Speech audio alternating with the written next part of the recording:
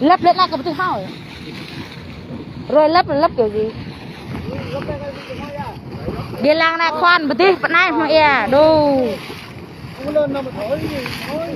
có 102 đấy khoan ở bên kia giờ bên này có nước đủ dữ vậy mẹ già và bẹ nè nè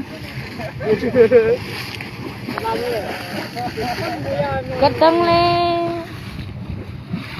khoan một tí vẫn này e luôn gỡ đỡ mạch cỡ nè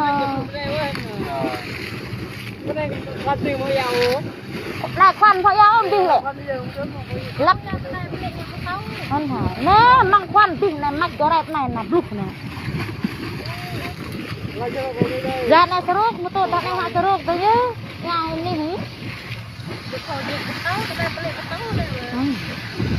này ta thư là ta có đâu này chẳng ya nào lại bị bộ hết này đã khoan một tiền mạch cái này blue mà bộ này đã soạn hả cái này đây nè ya mau nha này quay này có phải tiếp này có lại ôi như thật chuyện như đùa chỗ khoan thì không có nước mà chỗ này giờ nước nó phun bầm tại con rồng á đấy nước thôi mình gọi là có đâu lên này cái nhà nằm kinh hơn này muốn ra mà mời bạn trời ơi như đùa á kiểu như giờ mạch nó đổ vào đây rồi đánh nạp từ bấy nữa này hay bật thao sai mới nè tật thư lăng hả để đừng có tật ai tin không ai tin được không đây nè như đùa á trời ơi đã sợ bông nước đây xài đi nước đây xài đi đằng này mà đằng kia ra nước thôi chứ trời đất ơi lúc với Miron mẹ ơi ta phải đi bóp lơ plá hộ này trời ơi là trời kiểu như là mạch nhỏ đợi nó ra rồi theo tôi quay lại theo đừng cái rọc kìa theo đừng cái rọc ạ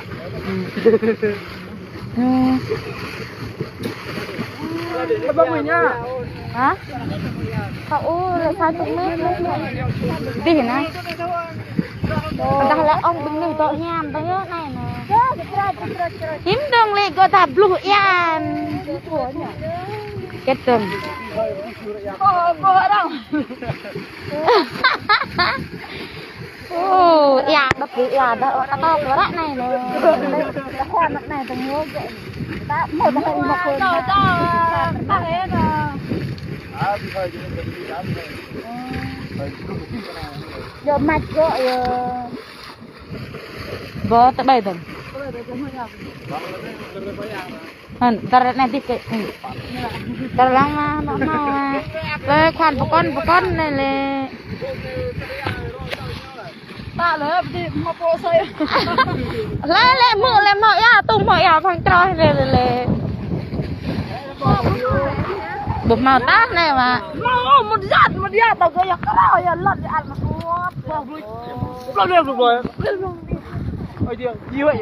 khoan một tí bữa nay mà ya đấy, chuyện lại Việt Nam đấy khoan ở bên kia giờ nước bên này nó trào ra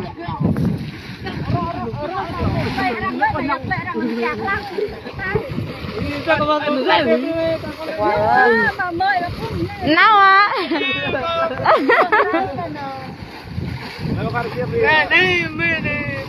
ya bên này rồi ya bên này đó điện thoại ý nè kênh nè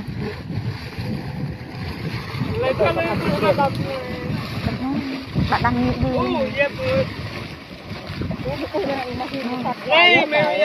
nhưng mà anh này gọi khoan vậy này dạ ẹp luôn trong khi sử dụng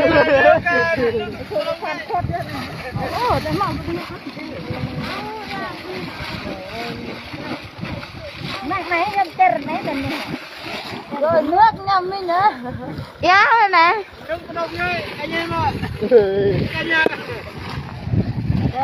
nàng làm bị bò làm rồi là đẹp xin ta lại nó nè tọ sai này có rong nè nó ya nó vợ ta thôi mai đi lấy tóc hắn tao có hẹn hôn nó mai thầy dùng dùng tôi này thôi cái gì mà giờ là cả đâu là hôm nay mà vợ ta chết cái bảy ta thao mà ca nó đi gì mi giờ là vườn ta ác vườn này một tiện thôi này ta dùng tôi này thế à để ác ở cái này vườn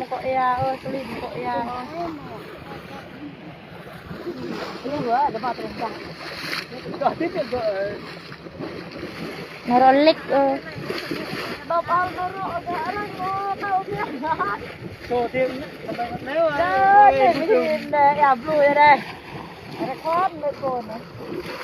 nó tân nàng với lệ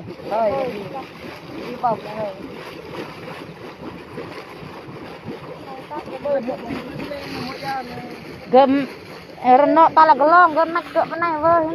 đó ya bị bò cả mất không rồi đù như đùa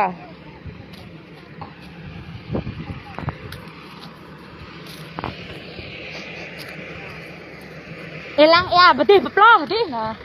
ya betul peploh deh gỡ mắt cỡ nè tung betul tao ăn mà belum đi ya benar gede hem sama là gì tatar lên nè tatar mà ya để sai khoan pekan ya pekan gỡ mắt cỡ lệ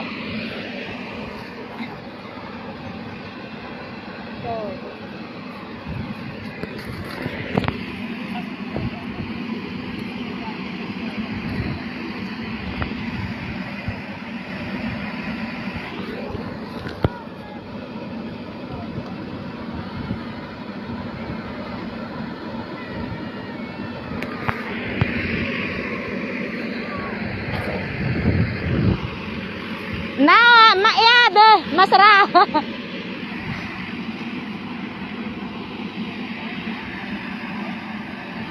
ya betul tadi ya mak gak sih ho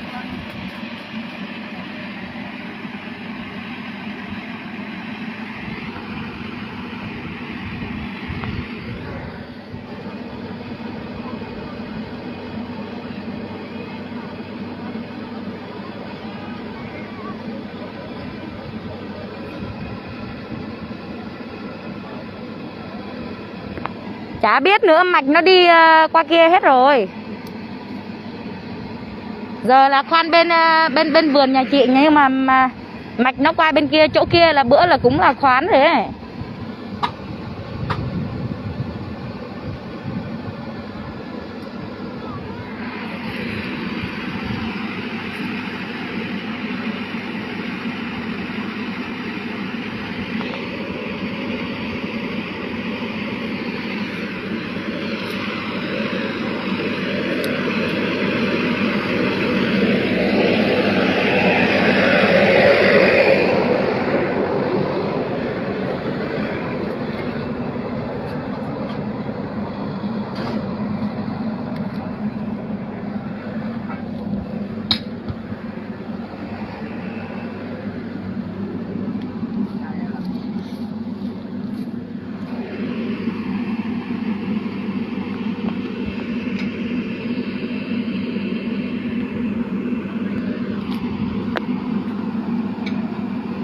Đấy ở sau nhà chị đó.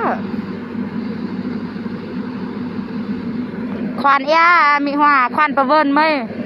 Nhỏ blue e pa vân này mi him đi để.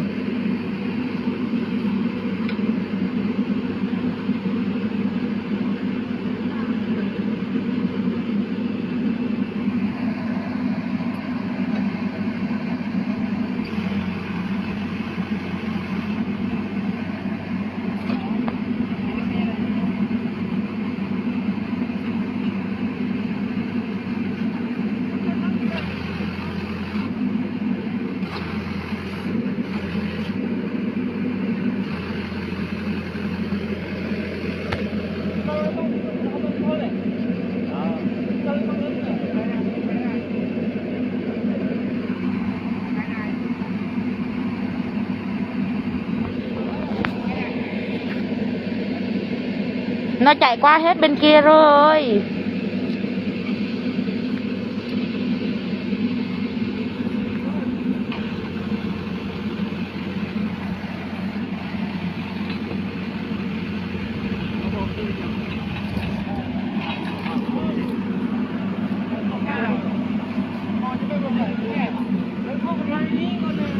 Đừng bồ gỡ vậy bồ độ ăn mà ta xoa nọ đi.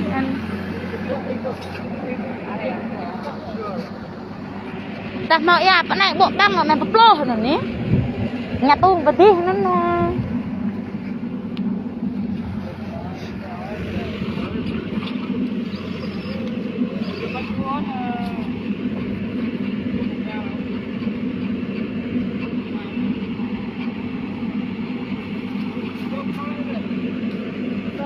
chưa biết nữa em.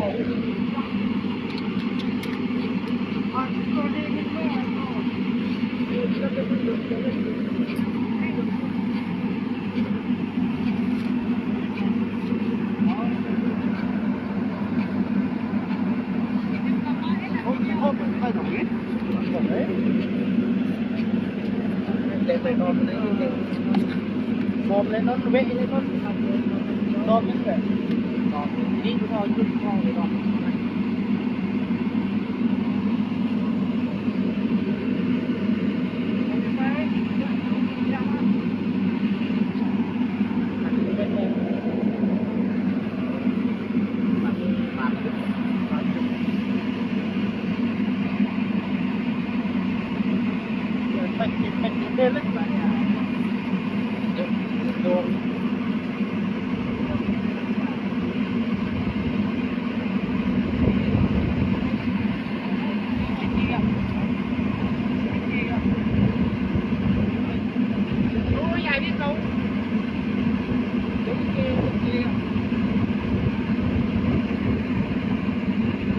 là hành tao nói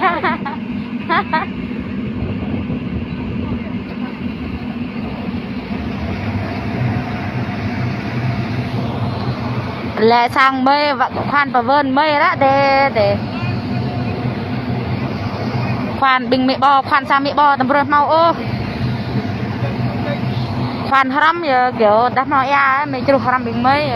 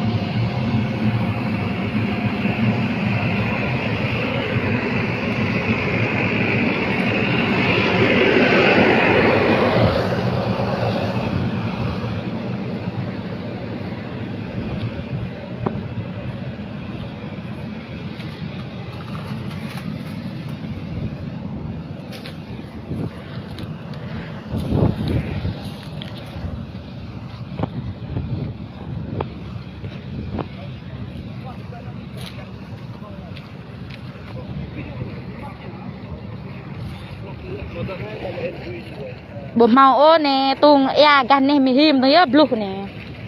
bà vân mày bố màu ô cả tay cái này tôi cứ cho là bữa tới đây này cởi ngạn cởi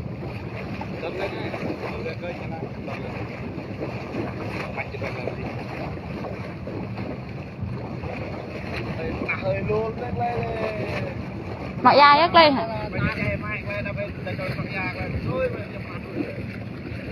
là đâm nhiều rung ăn mai này là cắt gậy rồi cân như thế nào cân cái mố thôi con mà nọc ra đấy làm chi về na coi lẹ đom đấy à nào thơm đấy